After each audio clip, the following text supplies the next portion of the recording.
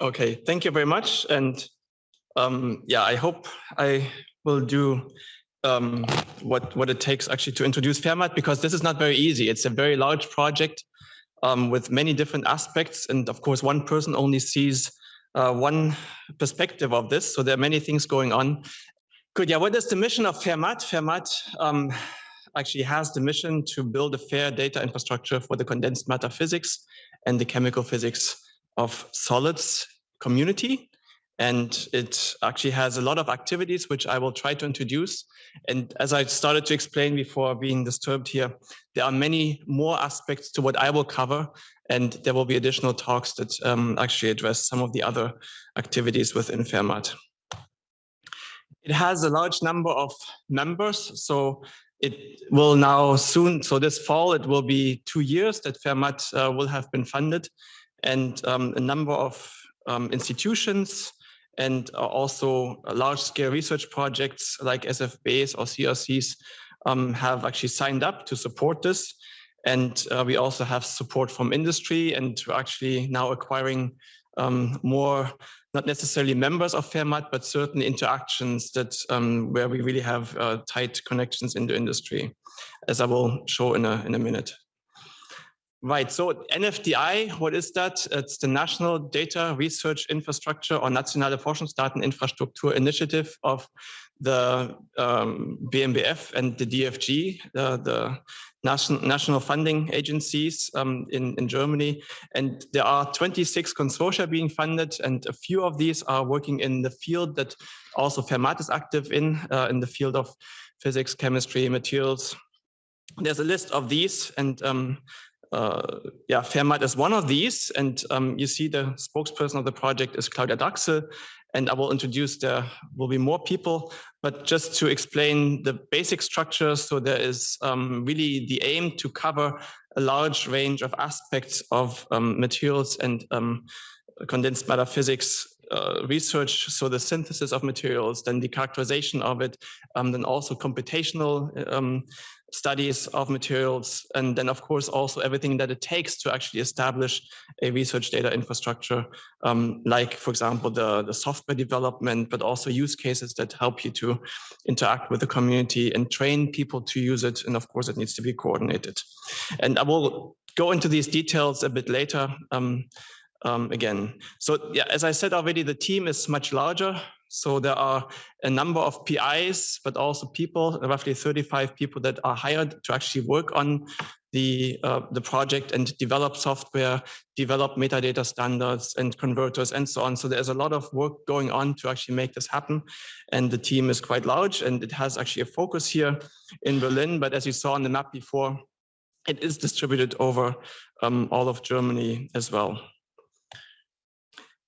So coming back to how FAIRmat is trying to cover materials and condensed matter physics research, you probably are familiar or have seen this tetrahedron before. So that there is a relation of materials properties and the performance, and also their structure and how they have been created, how they've been, what they've been going through in their history, so how they've been processed. And these different aspects are covered actually by the different areas. That's what we call them, areas in FAIRmat. And so one of is actually focused on synthesis. But then we have experimental characterization of materials, but also computational and theoretical characterization of structure and their properties. And so these three properties, performance and structure, they're somehow both computational and experimental. And synthesis covers basically this part here of processing materials. And as I said before, there is more to this.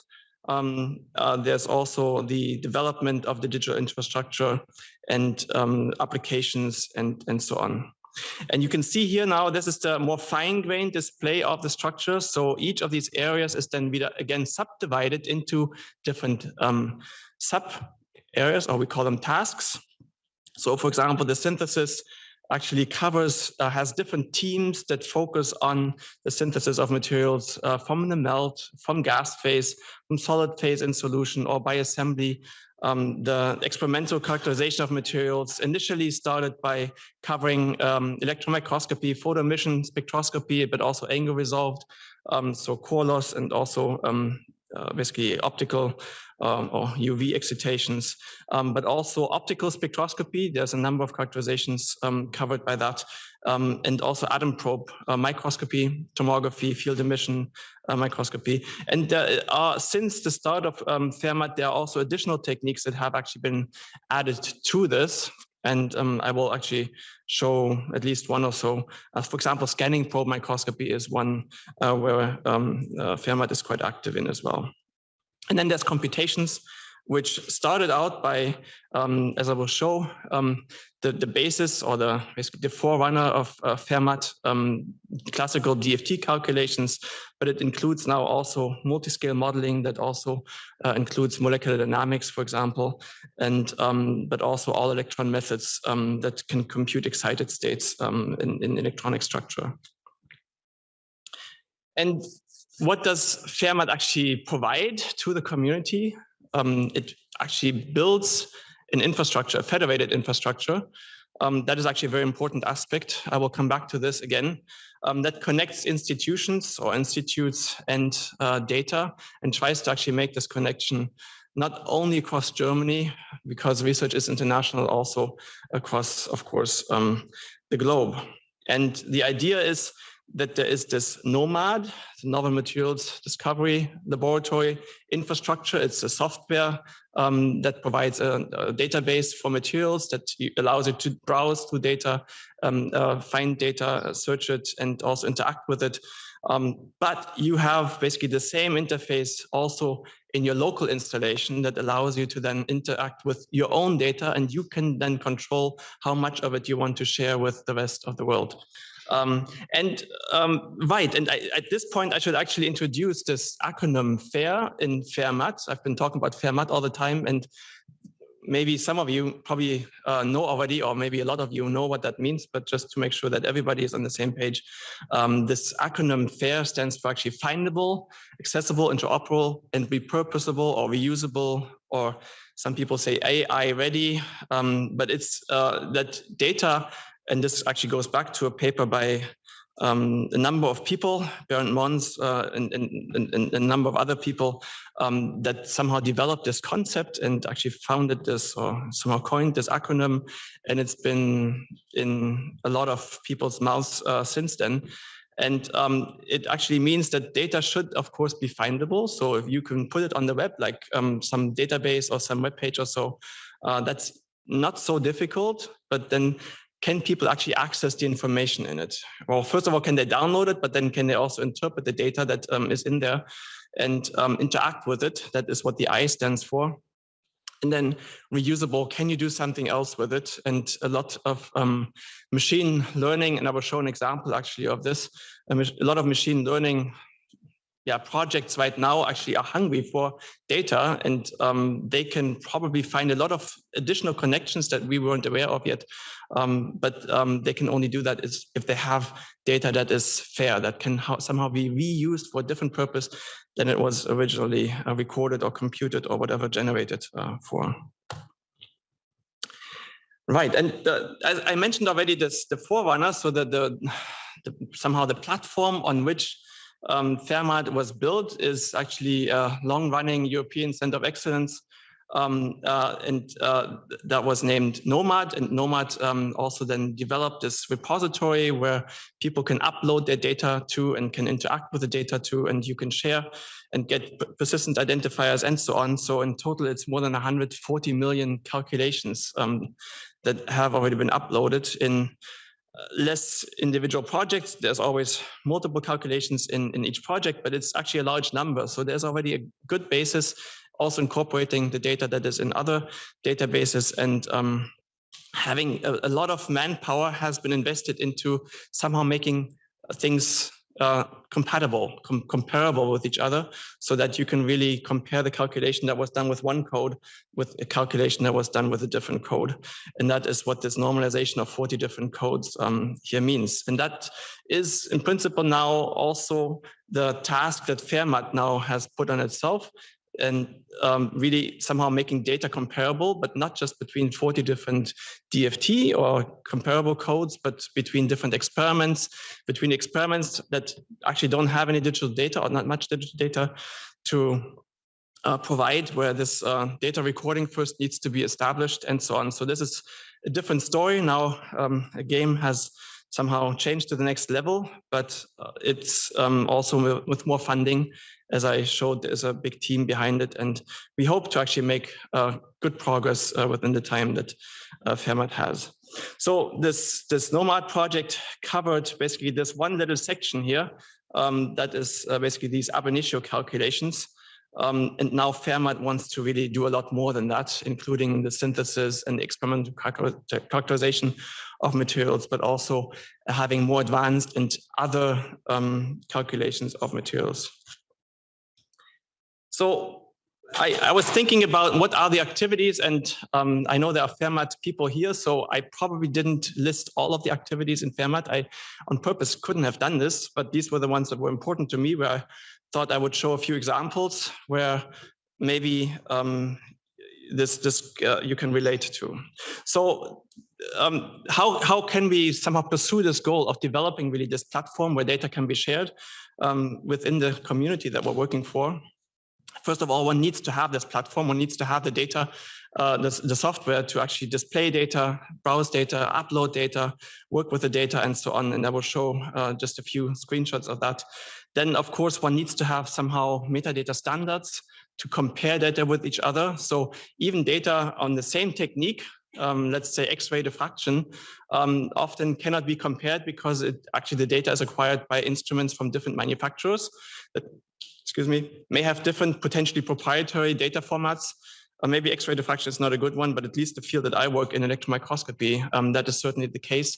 That in principle, identical data cannot be compared because the standard, the metadata is defined differently and so on. So this needs to be harmonized.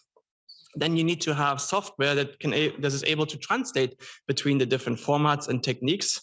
You want to then also, of course, connect with other research activities. So within FAIRmat, it's already a large body of techniques that is being covered, but the NFDI, I told you already, has 26 consortia, and even in our field, there's other consortia that are active, and this is only within the country. So there are a lot of other activities also outside of Germany, which of course we don't want to somehow be separated from. So it's always important to connect with them.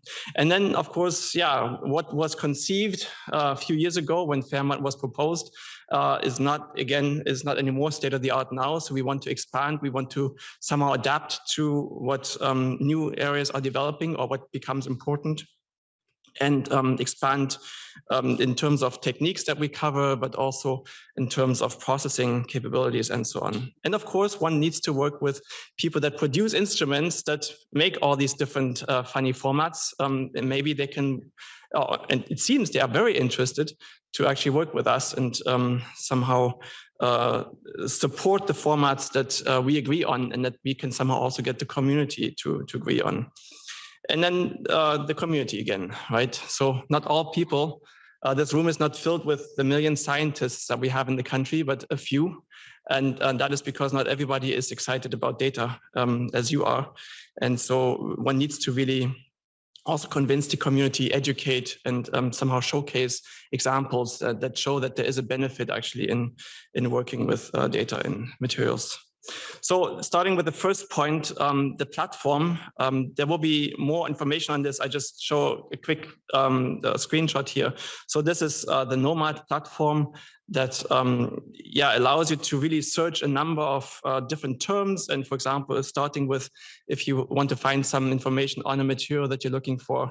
So you can select different elements, for example, sodium and chlorine. And I find 20,863 results, and I can then refine these further.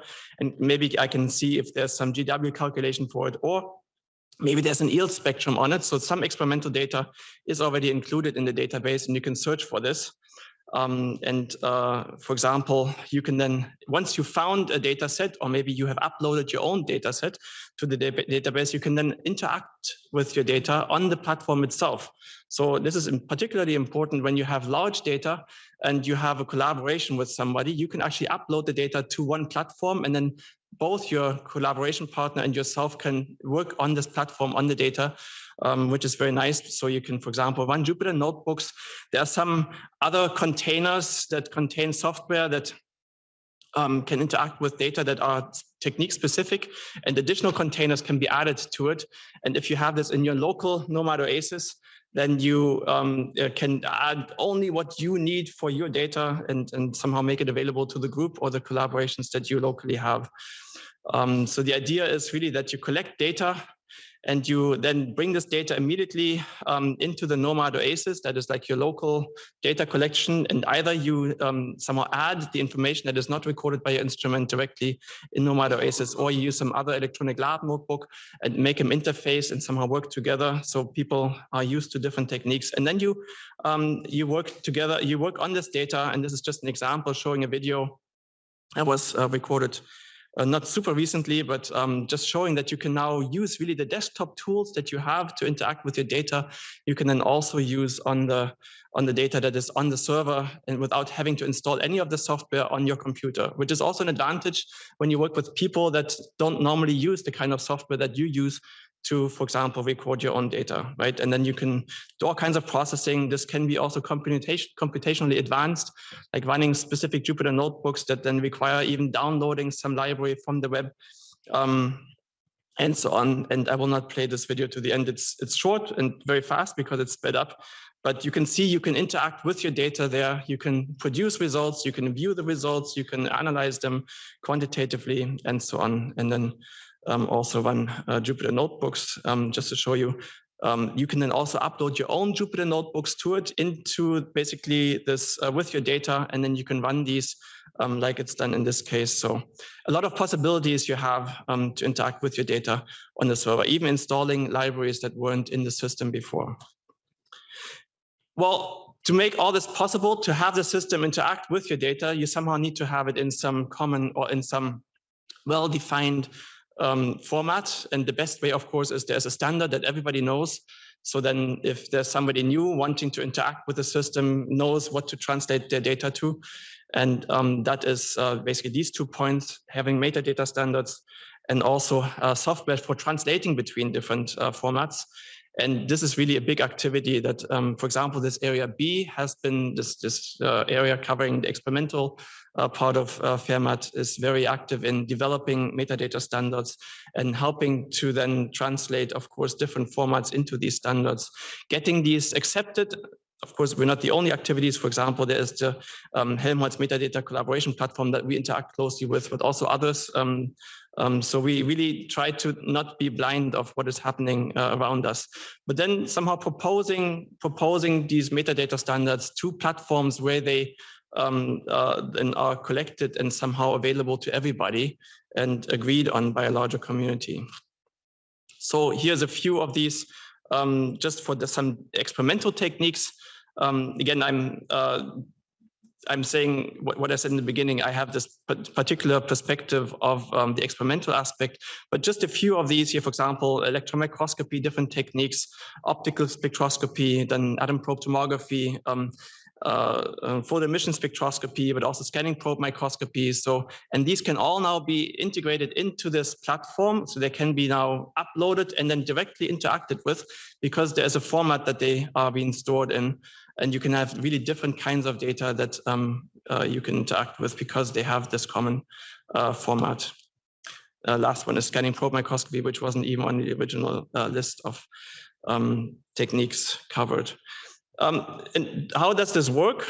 So you have your instrument, for example, that records data, and you want this data to be compatible with the Nomad platform. And this data needs to be then somehow translated. And in principle, what you need to do for that is you can use this parser software, which needs a table that it contains what in your format corresponds to metadata items in a common format. or in the standard that can then be interpreted by Nomad. And here's, for example, on the right-hand side, it should be running a video. I wonder why not.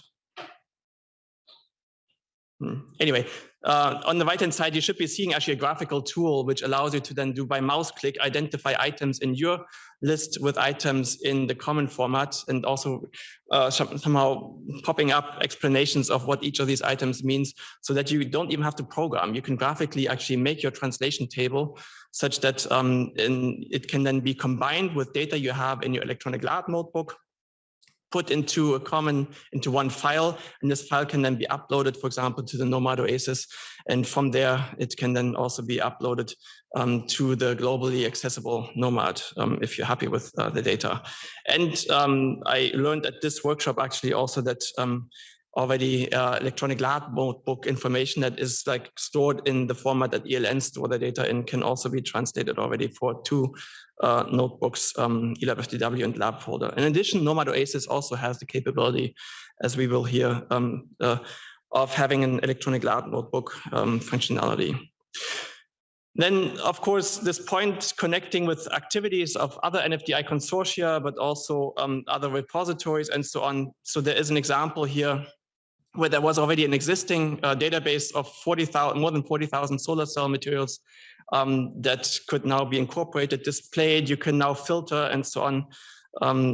So Pepe has really invested a lot into this, and it's very nice. Now you can interact with the data and you can search for different particular materials with particular properties and so on, all within Nomad, and compare these then with all the other available data that Nomad provides. Then industry partners, we try to really make connections to them so that they support really to really store their data, or at least help to translate data that different instruments produce, so that they can be ingested. So at least within this experimental characterization part of FAIRmat, there's already a number of companies, and in particular, these techniques that we try to cover to actually work with us and really help find the common denominator of either we translate their data or they immediately provide data in a format that Nomad can directly read. Right, and then coming towards the end. So then, of course, the task of FAIRmat is to also showcase these different applications that benefit then the community, so that get people excited about really investing more into working with experimental or computational or whatever, but materials data, and somehow also finding the combination between, for example, computation and experiment.